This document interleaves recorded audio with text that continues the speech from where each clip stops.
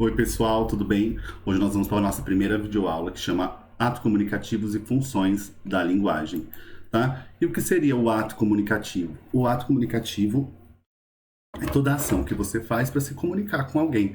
Ou seja, é muito simples, né? A gente pensar nessa ação. Mas quais são os atores que estão envolvidos nessa comunicação? Tá? Nós temos o emissor, ou seja, aquele que fala, aquele que transmite a mensagem. Além do emissor, a gente tem a mensagem, ou seja, nesse caso que eu estou mostrando para vocês no slide, a mensagem ela é transmitida por uma carta, né, que diz ali saudade. Então está dentro de um código. Esse código é a língua portuguesa.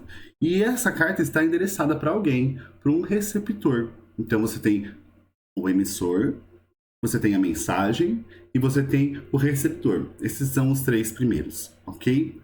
Então, o emissor, aquele que transmite a mensagem que ela é transmitida de alguma forma, pode ser por uma carta, pode ser falando, pode ser gesticulando, depende do código que você vai usar nesse momento. E nós temos também o receptor, né, que é quem recebe a mensagem. No caso aqui, ó, eu estou transmitindo uma mensagem para vocês via YouTube e vocês estão escutando e vendo essa videoaula nesse momento. Você tem um canal, que é um meio de transmissão dessa mensagem. No caso aqui do canal, a gente pode ver que o canal de transmissão é a carta, tá bom? Você tem um código. Qual que é esse código, né, que é transmitida a mensagem?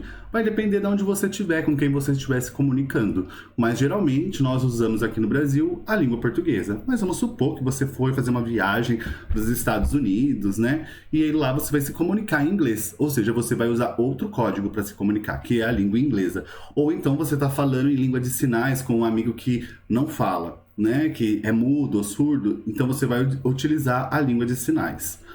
Ok? E você tem um referente, ou seja, o contexto em que essa mensagem está inserida. Aqui, nesse caso, esse contexto é uma declaração de amor, tá? Então, uma declaração de amor que está sendo feita. Então, esse é o contexto. Todo ato comunicativo, ele vai sempre envolver 6 componentes essenciais. Um emissor, que é quem emite a mensagem. O receptor, que é quem recebe essa mensagem. Você vai ter um código, que é a língua ou o código que você está utilizando para transmitir essa mensagem. Você vai ter uma situação, né, um contexto, um referente, aquilo que está sendo dito naquele momento. E você vai ter um canal de contato, tá? Pode ser uma carta, pode ser um e-mail, pode ser o WhatsApp. Aí vai depender de qual canal que você vai usar. Pode ser o ar, ok? Porque o ar transmite a voz, então você pode usar esse canal para se comunicar também. E dentro das funções da linguagem, nós vamos ter, né, dentro desses elementos da comunicação, elas vão estar ligadas a algumas funções intrínsecas da linguagem. Quando a mensagem ela está diretamente ligada com o emissor, é o que nós chamamos de linguagem emotiva, tá? Ou a função emotiva. Quando está ligada ao receptor, ela vai ser conativa. Ao referente, ela vai ser referencial. Quando está ligada ao código, ela vai ser metalinguística. Quanto ao canal, ela vai ser fática. E quando está ligado à mensagem, ela vai ser poética. Mas como assim, professor? Bom, eu vou explicar em etapas aqui para que vocês possam entender de uma maneira mais clara essas funções intrínsecas da linguagem, ok? Então, tem esse esqueminha que eu acho legal vocês copiarem, vocês terem na cabeça, tá? Porque aqui nós temos... Eu vou pôr a minha caneta aqui. Não sei se eu consigo, vamos lá. Aqui. Então, ó, você tem um emissor, que é aquele que transmite a mensagem, ok? Aqui está o resultado da sua busca. Olha que legal, eu tô aqui fazendo, meu celular acaba de me chamar falando que eu tô fazendo uma busca aqui, né? Acho que ele reconheceu a minha voz e quis falar junto comigo. Mas tudo bem, vamos continuar. Então você tem um emissor. Esse emissor, ele vai transmitir uma mensagem. Essa mensagem, ela vai estar ligada a um receptor. Ou seja, ela vai ser direcionada a alguém, ok? Essa mensagem, ela vai estar dentro de um contexto ok? Um contexto que, sei lá, vamos falar que esteja falando sobre essa matéria, então ela está ligada a esse contexto, contexto do ensino de aula, tá? Essa mensagem, ela vai ser passada em um código, no caso, eu estou passando aqui essa aula para vocês, está sendo no código de língua portuguesa, então assim, é o código que a gente está usando. E vai utilizar de um canal. Eu posso falar aqui que o meu canal é o YouTube, por exemplo, que é o canal que você está vendo essa videoaula nesse momento, ok? Quando a mensagem ela está direcionada, ela está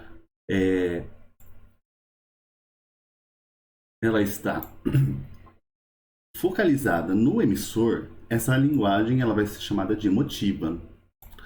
Quando ela está focada no receptor, ela vai ser chamada de conativa. Nós vamos depois ver um por um, tá? Quando está focada na mensagem, ela vai ser chamada de poética. Quando ela está preocupada em transmitir alguma coisa junto ao referente, ela vai ser conhecida como referencial. Quando está ligado ao código, ela vai ser metalinguística. Depois eu explico para vocês o que é uma linguagem metalinguística, ok? E quando está ligado ao canal, ela vai ser fática, ok? Então, vamos ver a primeira função, a função expressiva ou emotiva, tá? Ou seja, é a valorização do emissor. Então, essa mensagem vai ser transmitida valorizando o emissor. Então, predomina em textos que exteriorizam o estado psíquico de quem emite a mensagem, mostrando suas opiniões e emoções, tá? Como diálogos, textos narrativos, poéticos e diários. As principais marcas desse texto, que vocês podem ver, é o uso do pronome e verbos em primeira pessoa. Essa vai ser a maior marca que você vai ter aí da valorização do emissor, ok?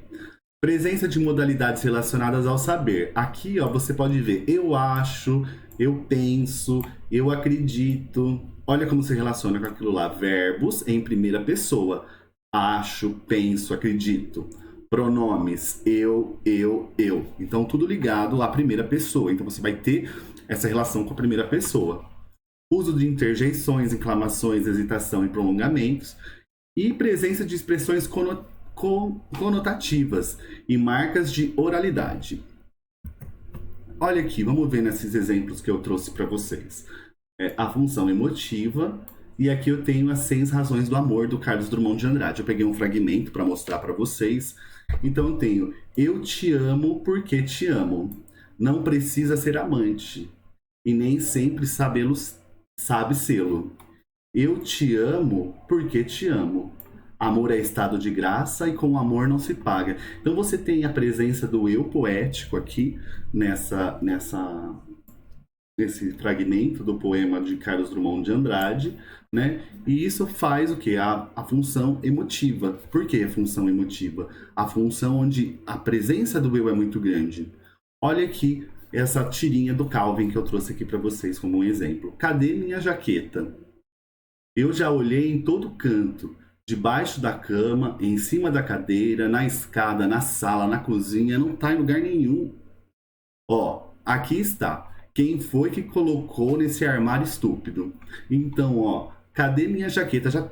Ele tá perguntando para um receptor que não sabe quem que ele não aparece, e depois ele coloca: eu já olhei em todo canto, debaixo da cama, em cima da cadeira, né? Na escada, na sala, na cozinha. Esse eu tá implícito, mas é como se ele repetisse esse eu. Ó, aqui está. Quem foi que colocou nesse armário estúpido? Ele tá gritando, mas na verdade ele tá falando com ele mesmo nessa tirinha, porque esse receptor não aparece. Então essa linguagem, ela tá focada nele mesmo, ok? Já a função referencial ou informativa, que é a que nós vamos ver agora, ela valoriza o contexto, o referente, ou seja, remetente à realidade exterior. Vai ser muito característico esse tipo de linguagem, principalmente nos textos informativos, como os jornais, revistas, né? Que vão descrever um local, que vão falar de um fato, que vão falar de uma coisa, ok? Predomina em textos com a finalidade de informar algo ao receptor. Então, tudo aquilo que informa algo, ele vai trazer um detalhamento daquilo que você está procurando informação. explorada por textos de caráter objetivo e de natureza informativa, tais como textos de natureza científica e jornalísticos, como eu já falei antes. As principais marcas: o uso dos pronomes e verbos em terceira pessoa, efeito de objetividade, tá? É um efeito objetivo, tem uma função objetiva, vocabulário denotativo e preciso, presença de verbos impessoais, como haver e fazer, né? Que são aqueles verbos que não têm pessoa, e da voz passiva. E uso de dados comprobatórios, ou seja, dados que vão comprovar uma situação. Olha aqui, eu peguei esse trechinho aqui. Covid-19, São Paulo registra mais de 167 mortes e atinge 1,5 mil óbitos, tá? Taxa de ocupação dos leitos da UTI no estado está em 57,7.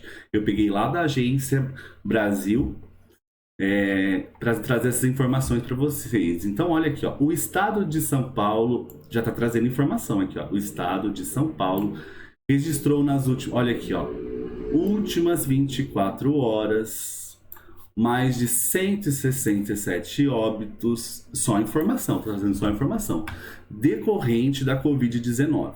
Olha lá, tudo informativo, tá te referenciando alguma coisa no tempo, no espaço. No total, a doença já causou 1.512 óbitos no estado. O número de cidades paulistas com ao menos uma vítima fatal da doença chegou a 124, 10 a mais do que o registrado ontem, 23.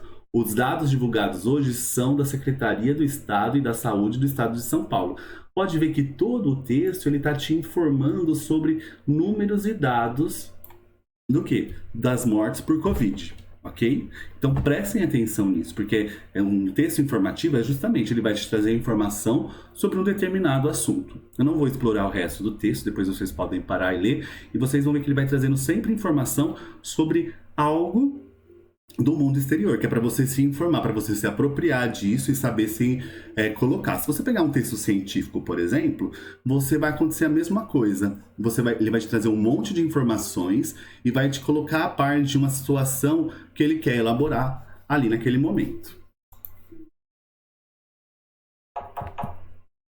Função conativa ou apelativa. Valorização do receptor da segunda pessoa do discurso. Então, a função conativa, ou também chamada como apelativa, né, ela sempre vai apelar a quem? Ao receptor. Então, você está sentado como receptor e você vai receber aquela mensagem e ele vai apelar para que você faça alguma coisa. Como se eu falasse, por exemplo, busque um copo de água para mim, faça isso, faça aquilo, sempre com verbos no imperativo. Então, olha lá. Predomina em textos com a finalidade de convencer, persuadir e inferir no comportamento do receptor por meio de um apelo ou ordem. Utilizada em propagandas ou textos para convencer o interlocutor a adotar determinadas posturas, campanhas de conscientização, manuais de instrução e receitas. Principais marcas: uso do pronome e verbos voltados para a segunda pessoa do discurso, ou seja, o receptor. Uso do vocativo, tá? E usos do verbo no imperativo. Não use celular ou infinitivo. Por exemplo, não usar o celular. Vamos lá. Olha esses exemplos aqui. Cuidado para não bater. Olhe pelo retrovisor. Então, assim, tá te chamando a atenção para algo, né? Cuidado para não bater. Olhe pelo retrovisor. Olha essa outra propaganda aqui. Curta o carnaval com responsabilidade. Se beber, não dirija. Ou seja, é uma ordem, tá te dando uma ordem ali. Se beber, não dirija. Olha essa outra propaganda do Ministério da Saúde. Divirta-se. Tá falando pra você, divirta-se. Mas não perca a gentileza. Diga não à violência. A alegria do carnaval não pode terminar em acidente. Se beber, não dirija. Então, duas ordens, né? Ali novamente. Se beber, na verdade mais uma. Se beber, não dirija. Diga não ao preconceito e trate todos com respeito. Ali, mais uma orientação para você. Hidrate-se. Mais uma ordem. Bebe e muita água. Sucos naturais ou água de coco. Então, é todo um informe falando para você fazer as coisas, te informando como você deve agir, como você deve proceder para que nada te aconteça no carnaval, né? Para que você possa ter a melhor conduta possível ali naquele evento, ok? A função fática, ou seja, aquela que valoriza o canal de comunicação, a primeira função da linguagem usada pelos seres humanos, tá? Predomina em textos com a finalidade de estabelecer contato com o receptor, testar o funcionamento do canal ou prolongar o contato na falta de outro conteúdo ou de comunicar. Gera aproximação entre emissor e receptor. Principais marcas: uso de marcadores da oralidade, ou seja, da fala, uso de interjeições e vocativos, né? Vocativos, para quem não sabe, é chamamentos. Uso de marcadores de conversação, sinais de pontuação. Então vamos ver alguns exemplos que eu trouxe para vocês. Olha lá. Alô, alô, planeta Terra chamando. Planeta Terra chamando. Esta é mais uma edição do Diário de Bordo de Lucas Silva e Silva, onde tudo pode acontecer. É um trecho do seriado Mundo da Lua, que era transmitido pelo canal Cultura. Acho muito legal esse seriado. E ali, quando ele fala alô, alô, planeta Terra chamando, ele está tentando estabelecer uma comunicação com alguém, vendo se alguém escuta essa mensagem dele, vendo se alguém atende essa mensagem dele. Olha assim outro exemplo. Posso ajudá-lo, senhor? Pode sim, eu quero um daqueles, outro daqueles. Pois não, como é mesmo o nome? Sim, aqui eles não tem uma fala coesa, ele está sempre tentando estabelecer uma comunicação, né? Testando o canal, vendo se o outro entende o que ele está querendo falar. Então, a linguagem enfática é essa. Eu ligo, por exemplo, pego o meu celular e ligo para alguém e falo, alô, tudo bem? Aí o outro responde, tudo bom. Se você pega o telefone e a pessoa, você fala alô e fica mudo, aí você vai lá, alô, alô, alô, sempre você vai ficar falando até que o outro fale alô, porque você está fazendo o quê? Você está testando aquele canal de comunicação. Você quer saber se está funcionando, se o outro está te escutando. Porque se ele não falar alô, você não vai entender, né? Você não vai conseguir falar, então você está testando esse canal de comunicação que é o telefone. Então você liga, alô, o outro falou alô, ok, canal tá ok, dá pra gente se comunicar. Caso contrário, isso não dê certo, né? Olha, de novo, né? Ela tá falando aqui, olha aqui no celular de novo falando. Caso não dê certo, né? Você fale alô e o outro não responda, esse canal é interrompido e não dá para continuar a comunicação. E a função metalinguística, né? Ou metalinguagem, que é a valorização do código. A metalinguagem é quando você usa da língua para falar da própria língua. Então, metalinguagem é quando você utiliza do código para falar do próprio código, ok? Então, ela é voltada para a própria linguagem, seus elementos, palavras, regras, recursos literários, né? Comentários ou explicações de outros códigos, como pintura, música, cinemas e cálculos. As principais marcas: uso de expressões específicas de uma área, busca de precisão conceitual, definições e explicação do próprio código, ou seja, o código explicando a si próprio. Olha lá o exemplo do dicionário, por exemplo. Dicionário: coleção de vocábulos de uma língua, de uma ciência ou arte, dispostos em ordem alfabética, com o seu significado ou equivalente na mesma ou em outra língua. Léxico: vocabulário, glossário, vivo, indivíduo, muito, erudito ou de grande memória. É a definição retirada do Diário Michaelis. Então, ali a gente tem a definição do quê? De dicionário. Quando eu pego o dicionário, abro ele e vou lá ler a explicação de uma palavra, eu estou fazendo uma ação metalinguística. Por quê? Porque eu estou procurando dentro da língua uma explicação para a própria língua, ok? Olha esse exemplo do Van Gogh, por exemplo, dentro das obras de arte. Vamos supor aí que você goste de arte, né? Então você tem o Van Gogh. Olha como que o Van Gogh está pintando essa pintura, ok? Veja que quando ele retrata a si mesmo, ele retrata essa imagem dele pintando ele mesmo. Tanto que aparecem os pincéis aqui, ó, dele, né? Aparecem os pincéis dele aqui. Não tá funcionando. Vamos ver aqui o meu ponteiro de novo, a minha caneta. Vamos ver se vai escrever agora aqui. Não funcionou? Não, voltou. Então, mas olha aqui, né? Ele usando os pincéis, olhando para o próprio quadro. Então, ele tá fazendo o quê? Uma leitura dele fazendo a própria arte. Isso é uma vertente metalinguística. Por quê? Porque ele está descrevendo como que ele pinta, tá? Ele está se colocando naquela situação atual, então ele está se mostrando pintando o próprio quadro. E a função poética, que é a última para a gente finalizar a aula, tá? Que é quando o foco está focalizado na mensagem, tá? Predominem gêneros que se preocupam com a organização de textos por meio da seleção e organização das palavras, dos efeitos sonoros e rítmicos, dos jogos de palavras presentes no texto literários, canções, dísticos, composições populares. As principais marcas: uso de linguagem conotativa, ou seja, linguagem figurada, uso de sonoridade, ritmo, rimas, preocupação com a estrutura, versos, estrofes, sílabas e métrica. Quando a gente lê uma poesia, né, então é muito fácil a gente decodificar isso. Quando a gente pensa numa mensagem que ela é poética, a gente está pensando naquela mensagem, né, que é poética mesmo, que tem uma construção diferenciada, que tem uma música, que tem uma cadência, que tem uma sonoridade diferente, ok? Olha lá, nasce o sol e não dura mais que um dia. Depois da luz se segue a noite escura. Em tristes sombras morre a formosura. Em contínuas tristezas, a alegria. Então, é uma poesia, a gente percebe que é uma poesia, mas mais que uma poesia, quando a gente percebe isso, é que tem toda uma construção por trás dela que torna esse texto poético. Então, quando a mensagem está ligada à poeticidade, ela está ligada a isso, ela está ligada a essa construção diferenciada.